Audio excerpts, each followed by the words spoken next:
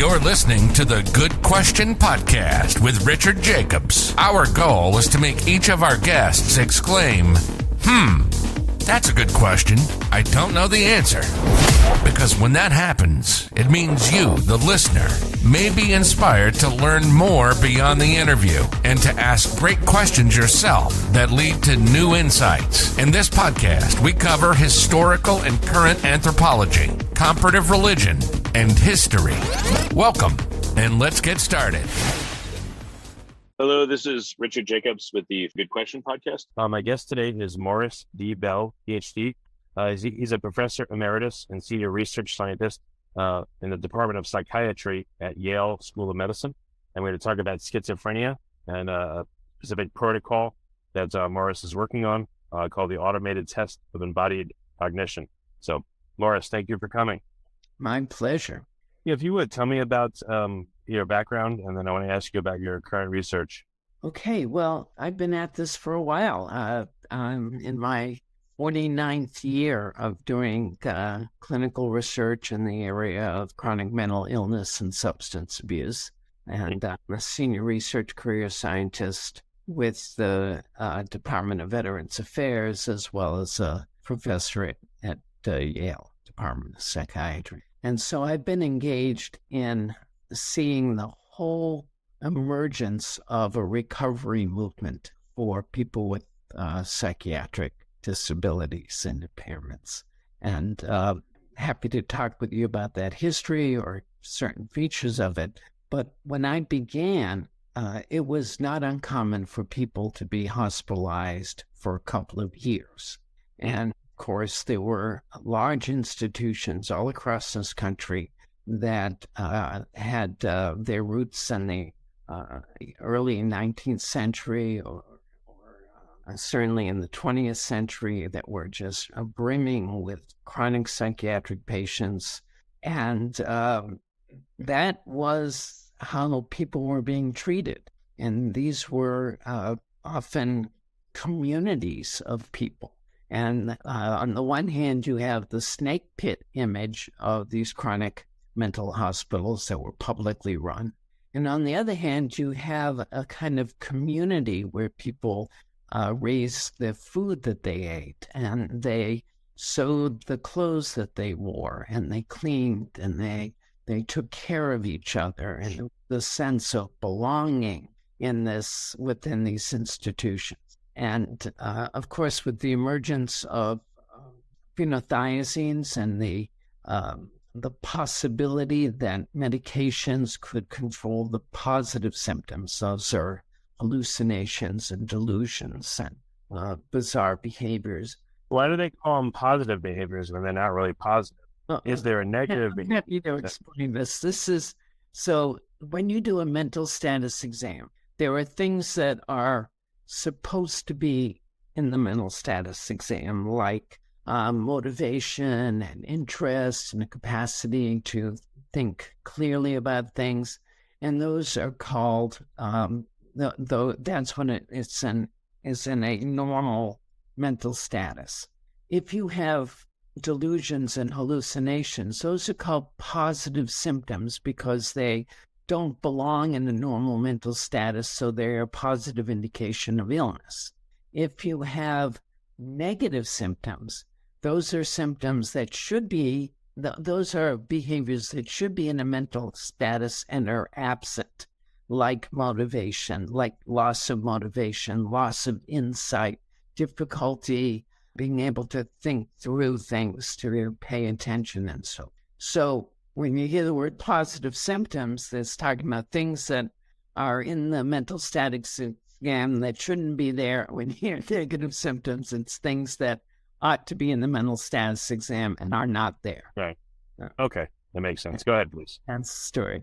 And but I'll tell you the whole history of symptoms and how they were identified and rated and so forth. I've been involved in all of that, and they became the foundation for diagnostic criteria, and that's a tremendously interesting story about how the diagnostic criteria came to be.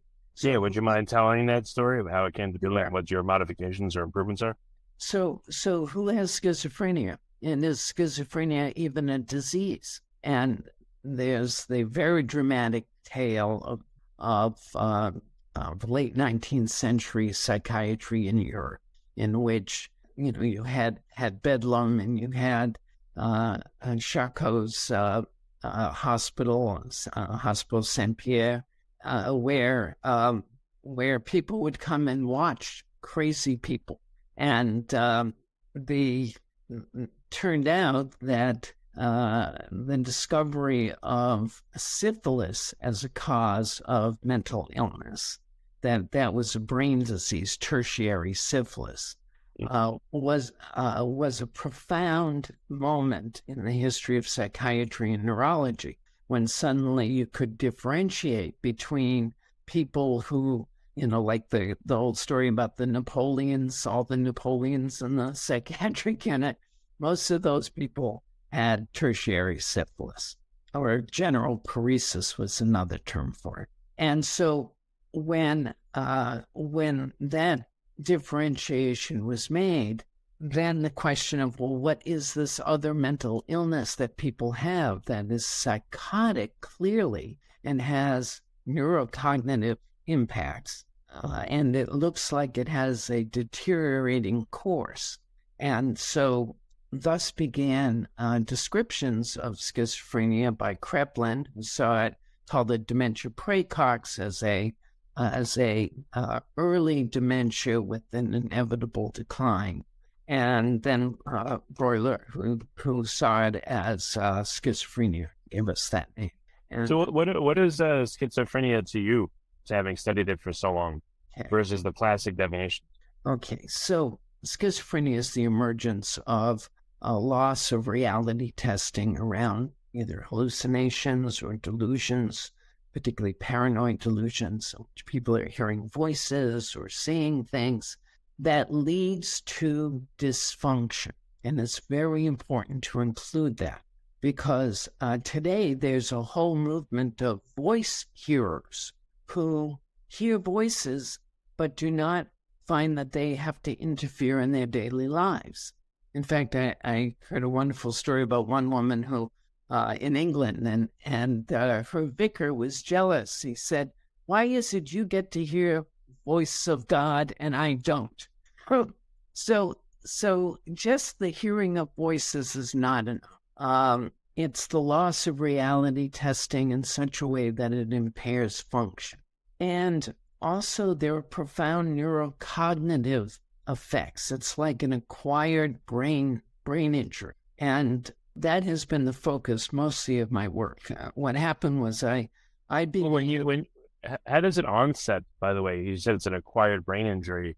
And I know people, I guess guys tend to get it in their teens, and women maybe that time or later. So what's acquired? Why does it happen at a certain age or set of ages? What's acquired? That's a very important neuroscience question that we don't have the answer to. There are ideas about the bodily changes of puberty that may have an effect. There's also, so what happens in the brain is that we now know about neuroplasticity and the development of dendritic spines and how even new neurons can be created, and that's all part of neurodevelopment. And then in early adolescence, there is a pruning of this neurocircuitry to make it more efficient. And if something goes wrong in that, then certain brain areas may be more vulnerable to having unusual experiences. So that's one general idea about why the timing. Why do I call it an acquired brain injury? It's not that you've been hit on the head. It's that psychotic experiences become a pattern of neurocircuitry that then can lead to deteriorations in the cortex. These are now pretty well documented on MRI scans and so forth. And that there are changes in terms of EEG patterns, particularly very early pre-awareness processing of sensory information. And that is also, I've had the pleasure of working with people who have done some of that work. That's a profound indication that whether you want to think that it is a disease exactly, clearly it's having an impact on the brain, which can be identified. But there's no single biomarker for schizophrenia. We can't have somebody take a blood test or look at an MRI scan or look at their genetics and say, this person has schizophrenia or this person is going to have schizophrenia. The best genetics work suggests that there are dozens of candidate genes, that there's something called a copy number variants, the epigenetics, and above all, the interaction with the environment. And so protective factors in the environment may lead to someone who is potentially genetically vulnerable to not developing the disorder. Well, another person who might not have developed the disorder has a traumatic childhood and a lot of bad other experiences, and then that makes them much more. That there are lots of stories about how lots of divergent paths to this common pathway of symptoms. And some of the most profound symptoms are really not the positive symptoms. And we've done a pretty good job, well, I don't want to exaggerate it, but psychiatry has pretty effective tools for reducing the impact of the hallucinations and delusions. They're less frequent, they're less loud, the person is better able to reflect on them, even if they have them, and recognize them as something that doesn't have to command their life. But the impact on cognition and the impact on motivation and the impact on social relations, those things are profoundly important in understanding recovery. Listen, how can you recover? Has anyone ever talked about recovery? Or can you recover from schizophrenia? Yes, that's the great news.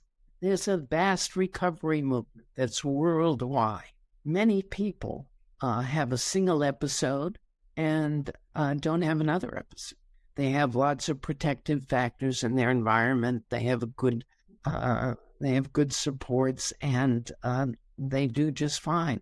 And about a third of the people have a intermittent course, so they do well for a while, and then they don't do so well. And then another third have a more like a crippling, deteriorating course.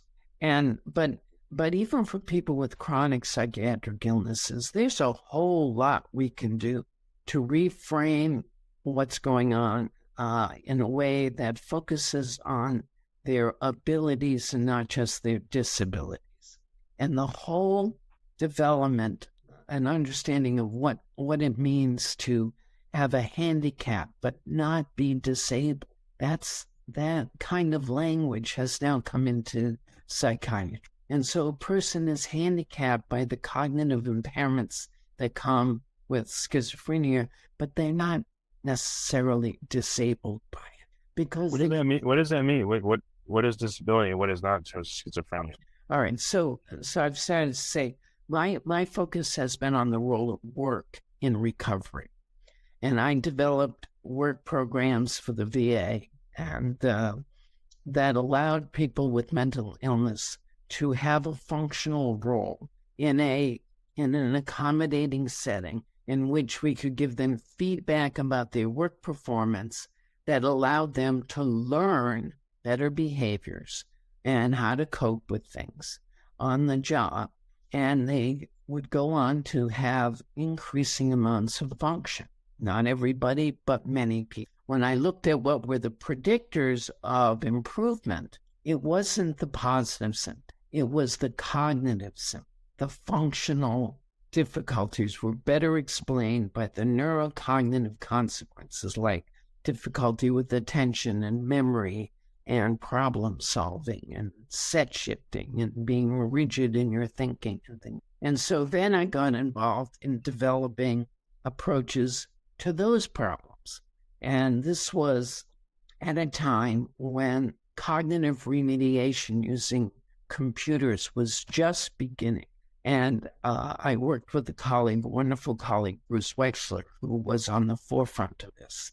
And later on, with Mike Merzenich, who's a neurosurgeon who created something called Brain HQ, which is now available commercially. And we were able to use cognitive training in conjunction with people participating in work activity. And that combination led to significant functional improvements, far less hospitalizations, and honestly, happier people. Then, What do you mean? What was the protocol? have you heard the term supported employment? No. What does that mean? Okay. So, supported employment is a program of services for people with handicaps to allow them to return to work. And it had been used for autistic or ASD kids, neurodevelopmentally impaired kids transitioning into work, and for people with other kinds of handicaps, including stroke. And it involves helping the person to get a job in a workplace that can accommodate and provide the kind of supports that help them to get over the initial hump of getting used to the job and stay available to them. And a whole program of this was written specifically for people with chronic mental illness called the Individual Placement and Support Program. I was involved in helping to write the SAMHSA toolkit that came out of that for promoting this. And it's now not only all over this country, but all over the world. I remember talking to a wonderful colleague in France who doubted that the unions would ever allow it. She said France is very different than the United States.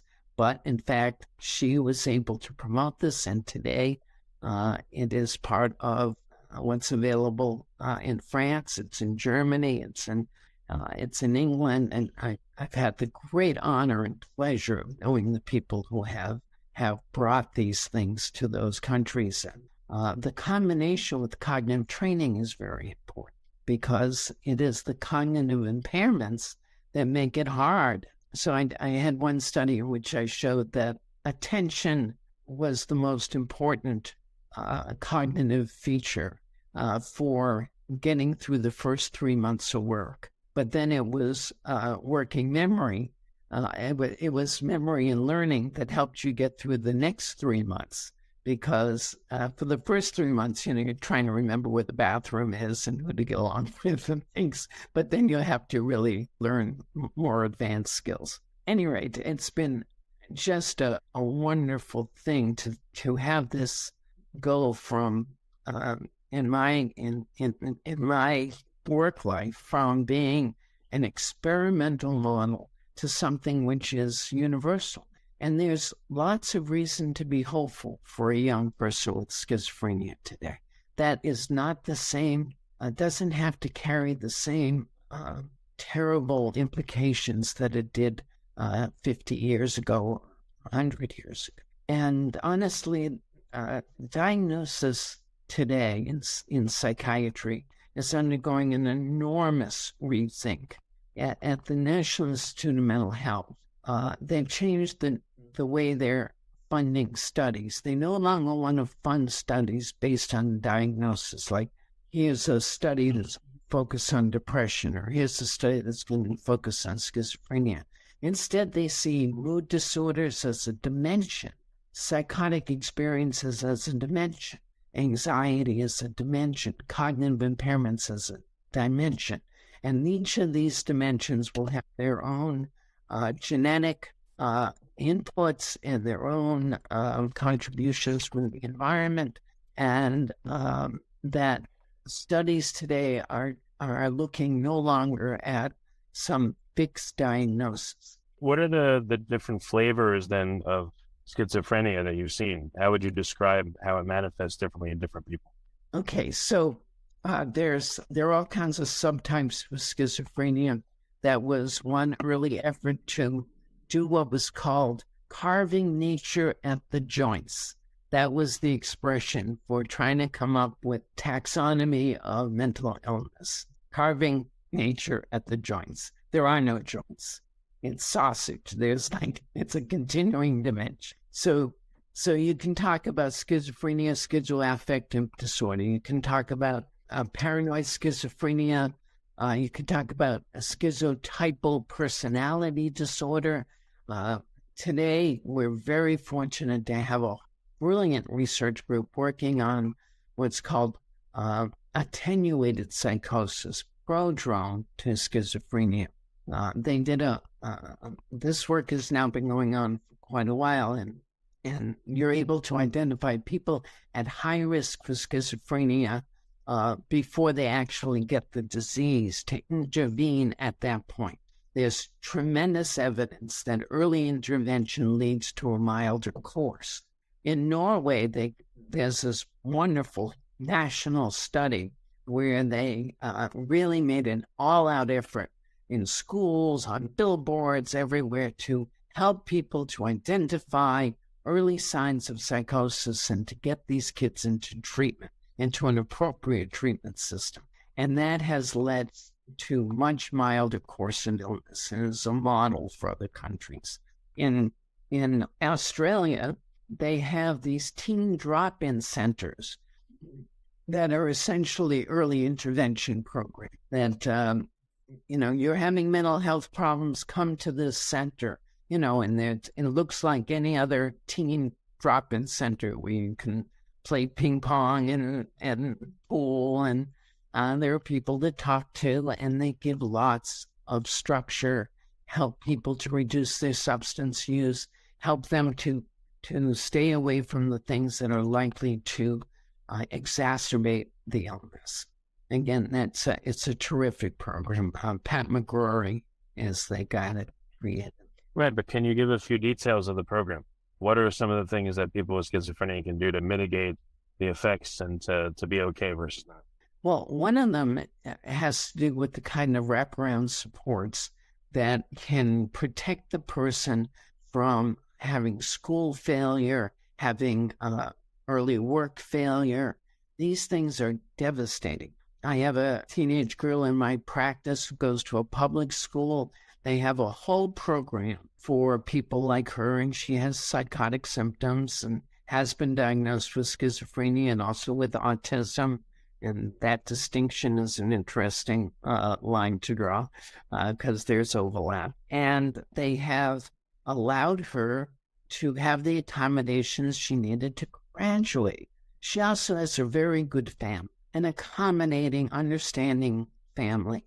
In that family, I hooked up with the National Alliance for Mental Illness, NAMI. If your listeners don't know about NAMI and they have concerns about someone in their family, I can't tell you how important they are. So these parents, they go to a family-to-family meeting in which they get all kinds of practical advice from other parents who have been there, done that. It's enormously effective. And so as parents, they know what to do when there's a crisis and what not to do when it's not really a crisis. And the parents get support, makes a huge, huge difference. And of course, there are all the kinds of risk factors in this world. How safe is it to be on the internet? How safe is it to, what kind of drugs are out there and all that stuff, and all that makes it worse. So these are vulnerable people, but there are lots of supports. I was on the board of the National Alliance of Mental Illness in the state of Connecticut, where I am, and such dedicated, beautiful people who struggle every day to make it better for others. Very, very fine organization. So those are just some of the examples. Having things like individual and placement and support programs for people who are already fairly advanced in their treatment. Another thing that's important is injectable medications. Long-lasting medications are now available. Again, one of the issues is people are non-compliant often with their meds. They don't take them in the right way. They don't remember. Part of having cognitive problems is you don't always remember how to take your meds. And so long-acting injectables are now available. And I did a study with one in a first episode population with some great colleagues at UCLA. We combined it with cognitive training, individual placement and support, and supported education. What a great combination. And the kids did great. These are first episode kids. They have been diagnosed for the first time with a psychotic illness. And with that combination, sustained injectable meds, cognitive remediation, supported employment or supported education, they did great. So there's lots of reasons to be hopeful that recovery is possible. I don't know. Is there a workbook that people use, or how is this accomplished, these efforts? Is it in a therapy situation, in therapy? Is it just as you go between family members? Like, how does this work? Well, a comprehensive approach is what you want in rehabilitation. Recovery and rehabilitation requires a comprehensive approach with a lot of people that engaged.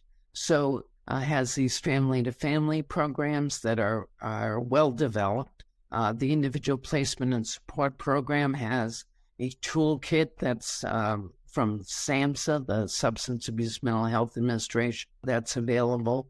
There are psychosocial clubhouses throughout the country. There's in New Haven, we have Fellowship House. In New York, it's Fountain House. In Chicago, it's Thresholds. These are places that have been around a long time. They provide social engagement. They provide the individual placement support programs. They provide cognitive training. Those are hubs for getting the kind of, and housing programs. That's a whole other. The homeless, a lot of them have severe mental illness, and getting housed is a tremendous benefit in their life. At the VA, we have partnered with HUD and now have what's called the VA Supported Housing Program. We can get people HUD vouchers and get them into their own apartment and provide the kind of social supports that helps them to stay there and to then link to other rehabilitation approaches. It's this kind of comprehensive set of services that make a huge, huge difference. So these are available. All the state mental health programs have them to some degree. Okay, but what is new and innovative about the program, the ATEC program that you've developed? Okay, thank you for asking me about ATEC. So as I mentioned to you, I've been very interested in the relationship between neurocognition and function. And I've developed a number of instruments over the years related to this aspect of mental illness. I have several measures related to social functioning and emotion recognition. The emotion recognition task is called the Bell-Leisiger emotion recognition test, and it was identified through a Delphi study of all of the measures on emotional recognition determined by NIMH to be the single one that recommended for clinical trials. So I've been very interested in this relationship between neurocognition and functionality. And one of the frustrations is that standard neurocognitive tests are not fun to do. If you've ever taken an IQ test, you know that it can be pretty stressful. And they take a long time to do a comprehensive neuropsych testing. And I've developed an automated test, which is not just about sitting down and doing questions. You can ask questions like, how are an apple and a banana alike, or count backwards from 100 by sevens, but rather to have cognitively demanding physical tasks that can be measured automatically using motion capture technology and artificial intelligence algorithms to be able to see cognition in action. This is an effort to create a system which is both highly innovative, it's automated. I can go into the details of that, but also is more like how we function in life. We don't sit down and think all the time. Most of the time, we're trying to solve problems because we're doing things. And so thinking in action is what ATEC is all about, automated test of embodied cognition. The automated part is that it's administered on screen, sort of like an exercise video. And I have a delightful actress who's the host, and she says, "Welcome to the Activate Games." And there's a kids version, that's the Activate Games, and then there's an adult version, which is the Activate Movement Challenge, and has jazz music instead of kid music. Many of the tasks are the same between the child and the adult. And then when the person understands what the task is, you push a button, and Eliza, the on-screen host, she administers the test, and the person is being recorded with a webcam as they do the test. And then the motion captured data is analyzed and scored. And so the whole thing takes 45 minutes, and you get a measure of attention and response inhibition and self-regulation, and also balance and rhythm, coordination, and it all comes out as a spider graph with 8 different domains of function: working memory, delayed memory, all of that. And so it has high fidelity because it's automated. The administration is the same for every person every time, and the scoring is automated, so you get the same scoring. Moreover, it has tremendous research potential, because although we're scoring certain aspects of behavior, there are some parts of the behavior that we're not scoring, but maybe they're important.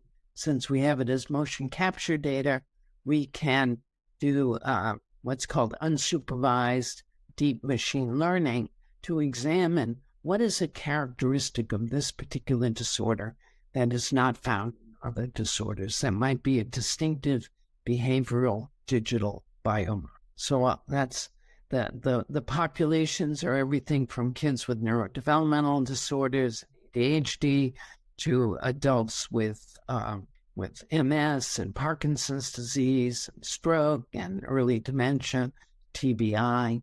So it's still in development, but I think it has a lot of promise. I could give you an example of one of the tasks, if you like. Sure. So there's a task called the Cross Your Body task, and this is done to a song. And at first, you're just told, cross your body, touch your ear, ear, ear, and you move your arm across and you touch your ear, the opposite hand to touch the opposite ear. And then the same for shoulders, hips, and knees. Cross your body, touch your knees, knees, knees, okay? And then in the second trial, you're asked, this time, when I say touch your ears, you touch your knees instead of your ears.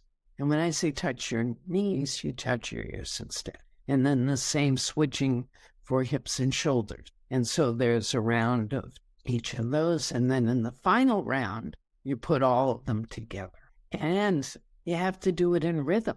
Cross your body, touch your ears, ears, ears. Cross your body, touch your shoulders, shoulders, shoulders. And you have to switch.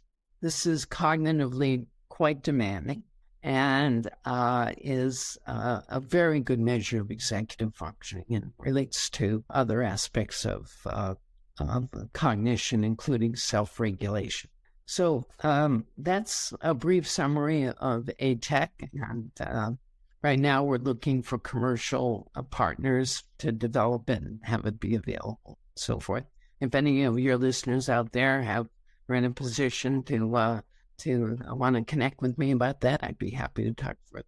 Okay. Well, very good. Morris, what's the best way for people to find out more about your verticals, schizophrenia in general? Where should they go? Sure. If anybody has any questions, morris.bell@yale.edu. Very simple. morris.bell@yale.edu. Write to me, and I will be happy to respond about anything you want to know. What about a generic place that would be very helpful? You mentioned NAMI. What are some resources for people that have loved ones that are suffering from schizophrenia in general? I would recommend, first of all, that the National Alliance on Mental Illness has great resources and links to just everywhere. They're in every state in the United States, and they're a wonderful go-to source. Also, SAMHSA, the Substance Abuse Mental Health Services Administration, has great resources. So those are two. And then your local Department of Mental Health Services. Here in Connecticut is the Department of Mental Health and Addiction Services, substance abuse services. Very good, Morris. Thank you for coming on the podcast. I appreciate it. Well, you asked me to talk about things I care a lot about, so thank you. If you like this podcast, please click the link in the description to subscribe and review us on iTunes. Thank you for listening to the Good Question Podcast. Please email support@thegoodquestionpodcast.com if you have any referrals to great guests for us to interview. Visit thegoodquestionpodcast.com to hear more interviews. And please help us spread the word by rating and reviewing us on Apple Podcasts, iTunes, Spotify, YouTube, or wherever you listen to this podcast.